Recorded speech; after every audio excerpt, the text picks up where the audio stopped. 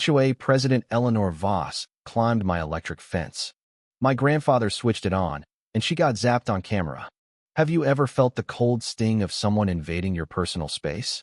Not just with words, but by physically crossing into your sanctuary, driven by an obsessive need for control. I'm Ethan Caldwell, and my family's ranch, Serenity Acres, is more than just land. It's a living legacy, a safe haven for rescued livestock, and a peaceful retreat where my grandfather, a retired electrical engineer with a sly glint in his eye, still experiments with his gadgets. Our perimeter, a solid, well-kept fence, was built to protect our animals and keep out intruders. A key section bordering the upscale Crestwood Heights development was an electric fence, clearly marked with warning signs, installed to shield our award-winning show sheep from predators. Then Ms. Victoria Langley arrived. Victoria, the newly crowned head of the Crestwood Heights Homeowners Association, viewed our working ranch not as a valuable community asset, but as an offensive rural blight. She was all sharp edges and sharper demands, a woman whose meticulously styled blonde hair and high-end athleisure screamed untouchable perfection. Her first move was to send us a curt, commanding letter demanding the immediate removal of our electric fence. She called it an eyesore, a danger to neighborhood kids, and a violation of Crestwood's aesthetic standards. Her thinly veiled ultimatum was to replace it with a decorative vinyl fence to match Crestwood's luxurious vibe. Her tone dripped with arrogance, her words a barely concealed threat against everything we cherished. She saw our fence, a symbol of safety and protection, as a blemish on her vision of a flawless landscape. I tried reasoning with her, calmly explaining that the electric fence was a necessary, humane measure to protect our livestock from coyotes and other threats.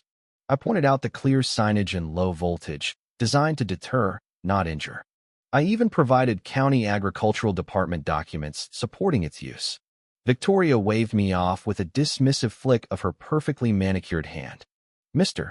Caldwell," she purred, her voice laced with icy contempt. "Your outdated methods don't belong in the refined standards of Crestwood Heights. We're crafting a community of prestige, and your barbaric shock fence lowers our property values. The bylaws are clear. All perimeter fences must be uniform and non-threatening." Her words, delivered with unshakable authority, left no room for discussion.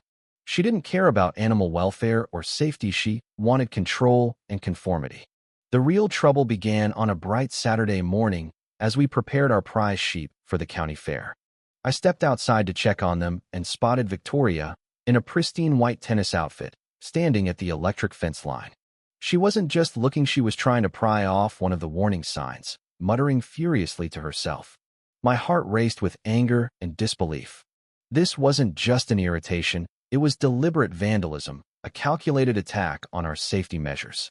As I watched in horror, Victoria, apparently convinced the fence was off for maintenance, started climbing it, her designer outfit catching on the wires. She seemed intent on proving the fence was harmless or perhaps dismantling it herself. Just then, my grandfather, bless his clever, mischievous soul, emerged from his workshop, holding a remote control. He'd just finished checking the fence's power unit. Seeing Victoria mid-climb, his eyes widened in surprise. With a faint click of the remote, he reactivated the fence. A sharp zap cut through the quiet morning. Victoria let out a shrill, undignified scream as her hand, gripping the top wire, jerked back. She tumbled off the fence, landing with a thud on Crestwood's manicured lawn. Her perfectly styled hair was askew, her face a mix of shock and outrage. My grandfather, ever practical, blinked innocently. "Oh my," he muttered, a slight twitch at his lips. "Forgot to put the power off sign back up." As I rushed over, stifling a laugh, a flash of red caught my eye. Hidden in the bushes near the fence was a small, high-definition drone, its red light blinking. My blood ran cold. I retrieved it and checked its footage, revealing a shocking truth. The drone, which I'd secretly installed weeks earlier after noticing odd activity near our property, had recorded everything. The time-stamped video showed Victoria not only trying to remove the sign, but also attempting to cut the fence wires with small, insulated pliers. She was planning to disable it entirely. Then came the chilling climax, her electrified tumble, captured in vivid detail, complete with her shriek. Even more damning, the drone caught a whispered conversation between Victoria and a man I recognized as Mr. Harrison, head of Prime Guard Security, a company known for aggressive tactics and expensive community protection services. They were discussing the final steps of a plan to seize a large portion of the neighborhood's shared green space, claiming it was underused and that our electric fence was a barrier to their scheme. The green space, I knew, was a vital community resource, hosting weekly farmers markets and serving as a natural drainage area.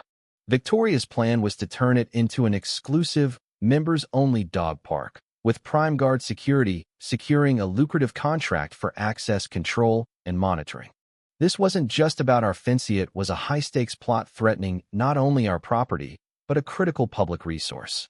Armed with this undeniable evidence, the drone footage of the sabotage, the incriminating conversation, and my knowledge of the community's shared spaces, I decided to confront Victoria publicly. I learned she had called an emergency HOA meeting to unveil her new community initiative, the Crestwood Heights exclusive dog park, and to address the ongoing issue with Mr. Caldwell's dangerous fence. I arrived, evidence in hand, as Victoria, oozing smug confidence, began her presentation with glossy renderings of the dog park sprawling across what she called underutilized HOA land. I waited for a pause, then stood, my voice steady despite my shaking hands. "Victoria," I said, holding up my tablet with the drone video paused on her shocked face.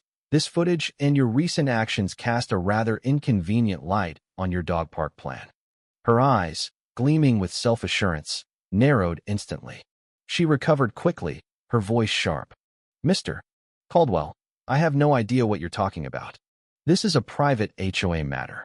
Your theatrics are disrupting our proceedings and entirely uncalled for."